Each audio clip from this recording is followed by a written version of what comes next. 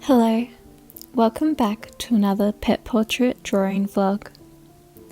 As part of my drawing practice, I work on pet portrait commissions in my detailed black and white ink style. These drawings have a realistic look and close reference to their photos, with a touch of my whimsical style. Today I will be going through how you can create your own pet portrait whilst we have a time-lapse recording on in the background. The first step is taking a good quality photo of your pet. The more you draw pet portraits, the more experience you will have with lesser quality photos, and this will become less of an issue. But it is always ideal to have a good quality animal photo to work with. If you don't have a pet to take a photo of, that's okay. You can go out and take a photo of a family friend's pet or photograph your local wildlife. The zoo is a great place to take some animal snaps. When you're taking your photos, you'll have the photo of what you're going to draw, and then it's always also nice to have a few reference photos.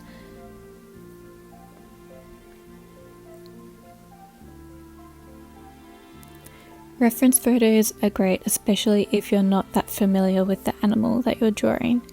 That way you can compare the drawing to all the different photos to make sure you have the likeness of the animal correct. So here we have two photo examples that I took of a tiny puppy.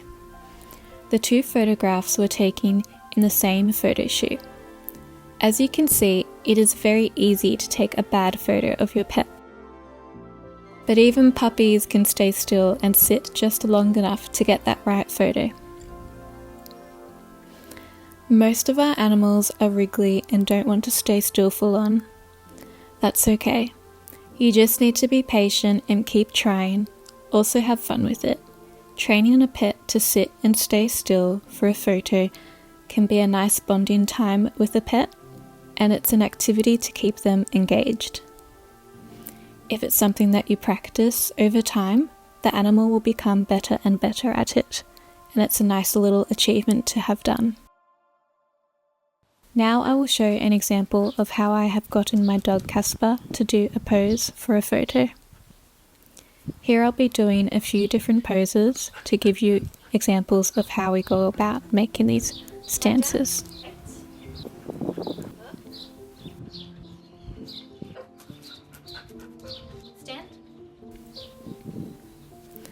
So, how do you get the right photo of your pet?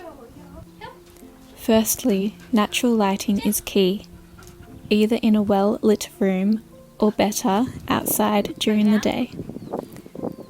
Cloudy and part sun days are best.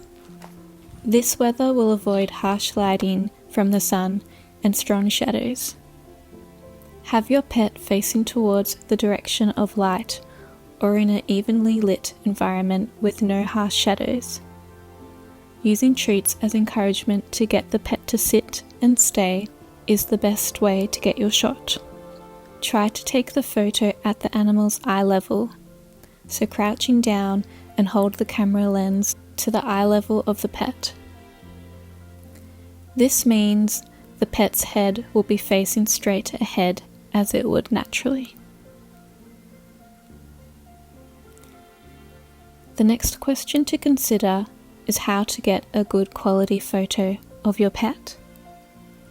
Usually these days you can get great photos just using your phone camera. I generally move between taking photos on an SLR camera or an iPhone. When taking photos, you want to make sure the pet is in focus and clearly visible. You will want your photo size to be large enough that it will cover the size of your paper you are drawing on. This can easily be achieved with the phone camera.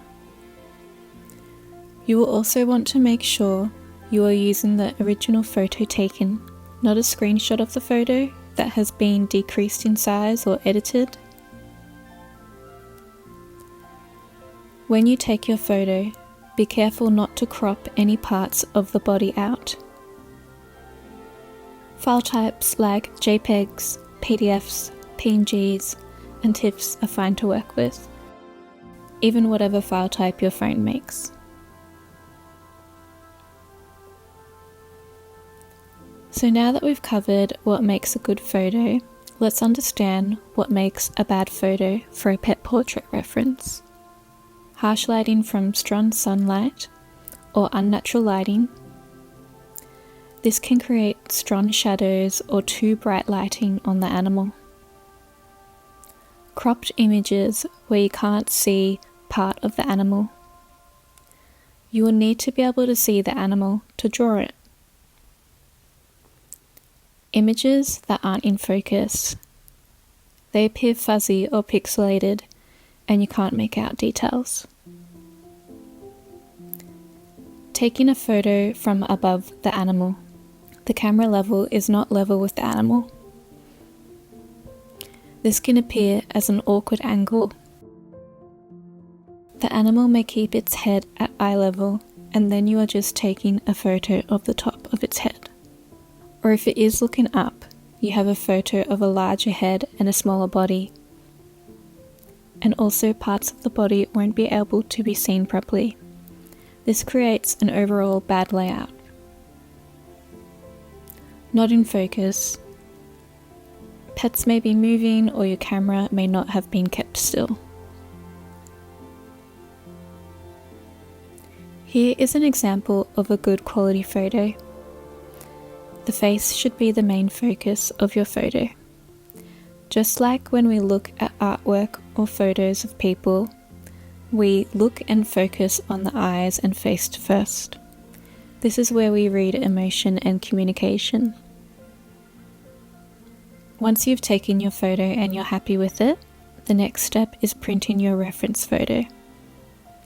To make your image print ready, you will edit your image to grayscale by removing the saturation in your photo editing apps on your phone or computer. Because we are not drawing with colour, removing the saturation in your photo will help us to focus on the light and dark tones. I will also edit out the background in Photoshop, as this will not be drawn and again saves printing ink. This is optional if you don't have access to programs to remove background. You can use your home printer to print your image on A4 photocopy paper. This doesn't need to be amazing quality, just good enough to see through a light box. Before printing, think about the size of the paper you'd like to draw on. For a beginning drawing, A4 is easy as most printers are set up for this size. In terms of not making your print too big so it doesn't take too long to draw, I would recommend A4 or A5 when starting out. When arranging your photo onto the size of paper for printing, try to keep a decent amount of white space around the animal. This helps to create a nice layout for your final artwork. Once you have printed your photo reference, the next step is tracing your image onto drawing paper. There are a few ways to complete this step, but for this pet portrait, we will start with the easiest and most accurate form of outlining. Tracing using a light box or window. For pet portrait drawing commissions, where you might have a tight budget, this is great for time efficiency and the most accurate way to present the animal's true size, form, and expression. And as a beginner pet portrait session, it's always good to start out with the tracing, and then once you're more comfortable, you're welcome to freehand later on. Any stylistic aesthetic elements of your drawing style can be added when drawing the final piece. Use a light box in a dark room with lights off and curtains closed. Turn on your light box, Place the printed photo on the lightbox and drawing paper over the top. Position the paper so the animal is centered to the paper. Using the sharpened HB pencil, begin outlining. Make soft marks, just light enough to make out the animal. Outline around the animal, facial features, lines in the fur and skin. Faintly outline any shadows. Outline any markings you can see. If you don't own a lightbox, a window will work just as well. Make sure it's well lit outside. The sun moves throughout the day. Try using a window on the brightest side of the house. Using painter's tape, stick your photo firmly to the window. Place your drawing paper on top and either tape in place or hold in place with one hand. Repeat the outline steps. Once done, gently remove the tape so that you don't damage the paper. Another way of tracing when you don't have access to a lightbox or a window with sun is flipping over the photocopy paper to the blank side and colouring over the printed area with a thick grey lead. Cover all areas where the animal is printed.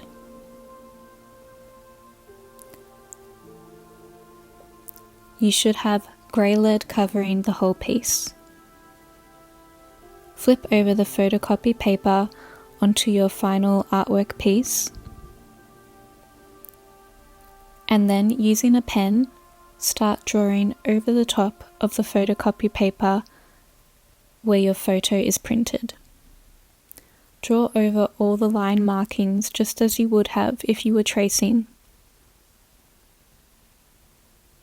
The pressure from the pen will transfer the grey lead on the other side of the photocopy paper to your final artwork page. Once you've traced over the whole animal and removed the photocopy paper, you should be able to see a grey lead outline of your animal.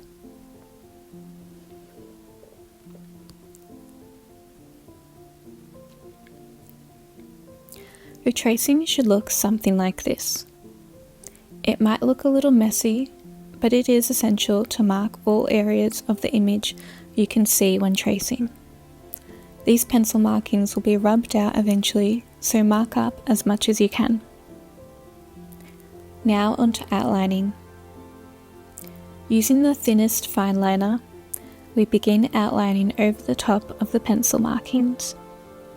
I currently use a Pigma Micron fine liner. For outlining drawings, I used the smallest size, 005. Aim to keep your lines thin by not pressing too hard on the paper. This is an outline of your drawing, not the final render. We don't need any thick hard lines at this stage.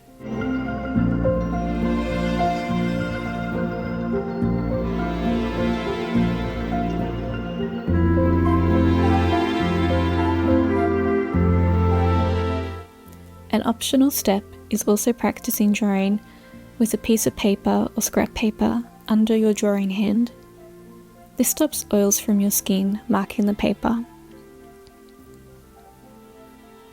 Take your time and continuously compare to your reference image for direction.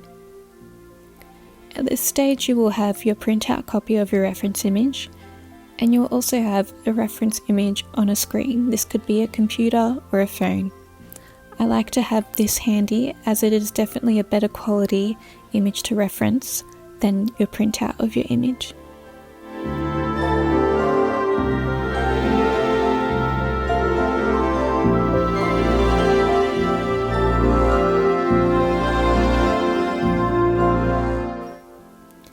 Outline faintly every traced pencil line.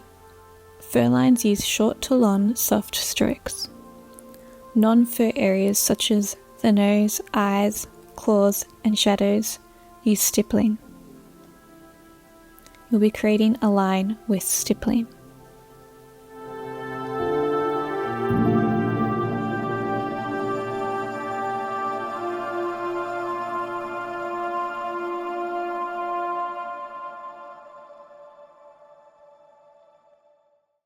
Once outlined and ink is dry, use an eraser to rub out all pencil markings. Use a large clean brush to remove eraser excess. Scan over the image to see that all pencil markings have been removed. Now on to rendering. Once your outline is complete, you will begin rendering your image, adding fur, shadows, and tone. I start with the smallest size fine liner, 005, and work my way across the whole image with thin strokes. I will layer the image over and over until I am ready to use the next size up, 01. Layer across the whole image where darker, contrasted markings are needed, and then repeat with the size 03.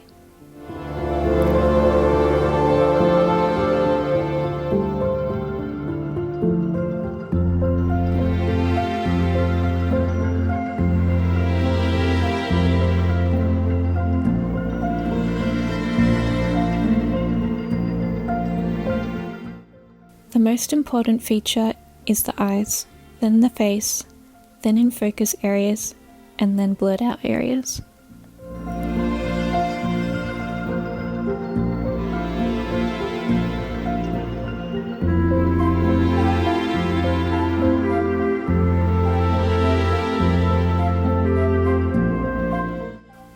Naturally, we look to the face and eyes first and focus on this area of the body.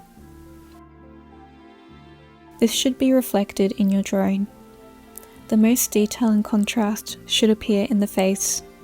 If this is done, you may not need to have as much detail in the remainder of the image, and you will still have a successful drawing.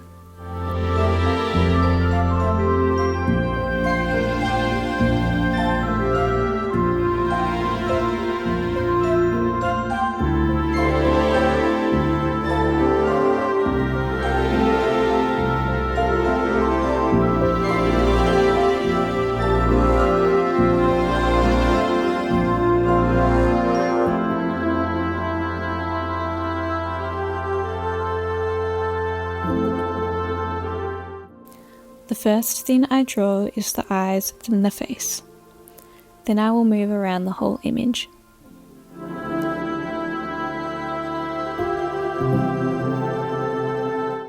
I use cross-hatching to render tones and shadows, and stippling to give texture and effect. Cross-hatching is to shade an area with intersecting sets of parallel lines. Stippling is to mark a surface with numerous small dots and specks.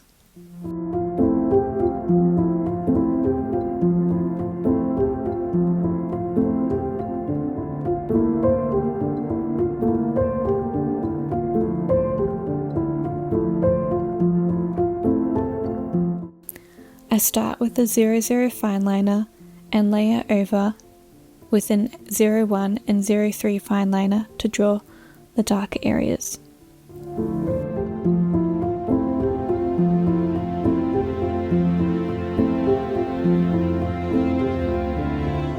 Once rendering is complete in 005 size, I will move up rendering in 01 size and then 03.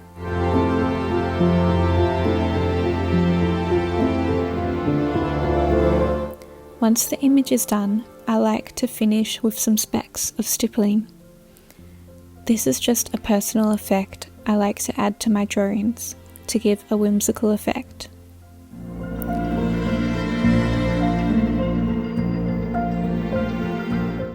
Also, as a finishing, don't forget to sign your artwork. Think about the placement. Lay out your name in a spot that complements the drawing layout.